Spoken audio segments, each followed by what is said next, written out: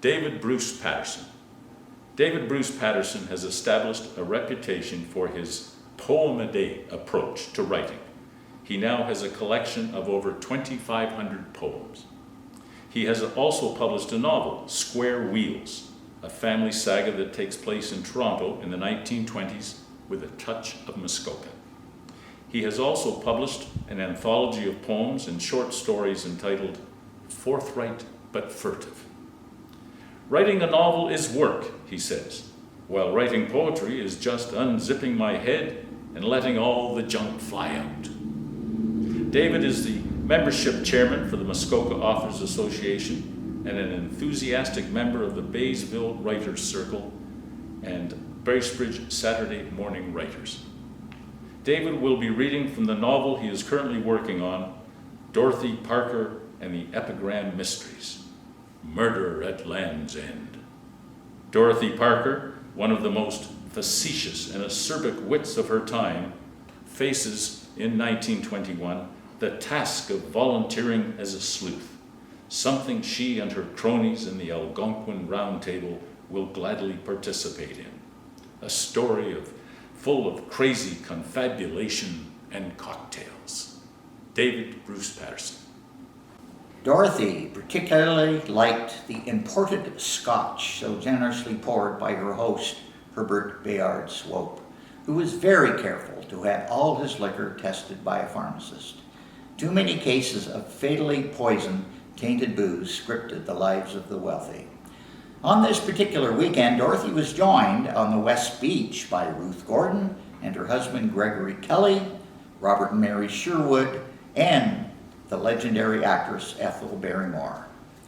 Ruth Gordon was recovering from surgery. She had both legs broken and reset to repair her bow-leggedness. She and her husband had just started up a repertory company. Robert Sherwood was a close friend of Dorothy's, working with her and Robert Benchley at Vanity Fair. Ethel was taking a break from performing, having just completed the silent film, The Divorcee. Dorothy often met up with people who she thought must have connections. They spoke of traveling to Washington, D.C., negotiating peace treaties, speculating, as well as their part-time life in Paris. One such man was present at this soiree. Late one Saturday evening, the scotch was finished, and she sat on the endlessly long veranda sipping gin with him. She had never met him before and asked him a question that she hoped would be preposterous and hopefully bewildering. "Why is your name Simpson Gordon? Is it not Gordon Simpson?" "My father's name is Gordon," he replied, "John Gordon." My mother liked the name Gordon, but she did not think that Gordon would be appropriate. Dorothy winced. Her maiden name is Simpson, so she initially decided on the title Gordon Simpson. My father insisted on the maintenance of his surname, so she reversed it. But she put up quite a kerfuffle. Dorothy winced again and then rebounded. "Ah, you would like Ruth Hale. Have you heard of her? She once refused a passport because they insisted on inserting her name as Ruth Brown. If you didn't know, she is married to Haywood Brown." "Of course I know her, and Haywood. As a matter of fact, they were here 2 weeks ago." "So was I. How did I miss you?" "Oh, I don't know," he replied. "I am hard to mistake with my skinny, rather ugly head and my long wisp of gray hair shooting straight up from my otherwise vacant belfry." Dorothy laughed. "So you see yourself as a caricature?"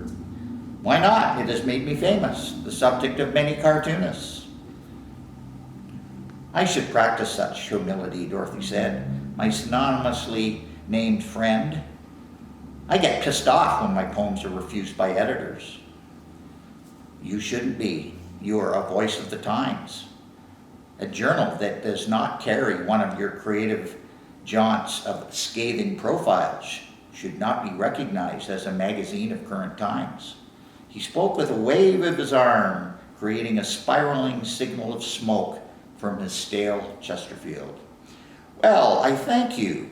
I do not see myself as modern, only as an individual who asserts my identity. which I confess I cannot always identify. Mr. Gordon's head kept slipping to his right. There was no wide backrest or large arm to catch him. Damn, I'm getting tired. I think I sprained my neck. I'd better get to bed. Now that I think of it, I do not think that I have been assigned a room. Mr. Gordon, or Simpson, if you like, I have been assigned such an entity. You are welcome to pull up a section of floor in my room. However, I believe there is only a china wool rug on which to sleep. Oh, I thank you, Miss Parker. This place has 25 rooms. One of them must be unused. The invitation is one of kindness and the total but admirable disregard for etiquette. Exactly, said Miss Parker.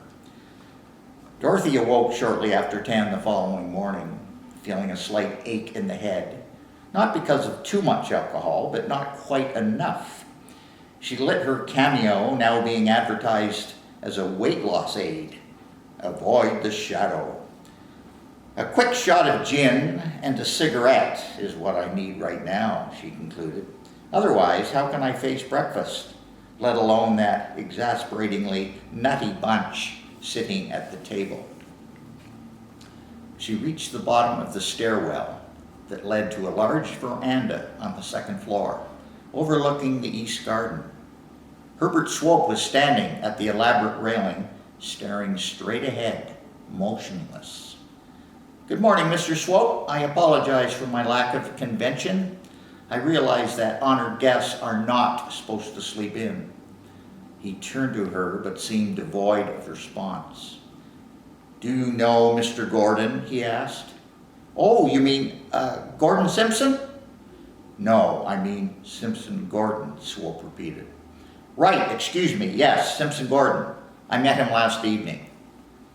Mr. Swope looked coldly into her eyes. He's dead.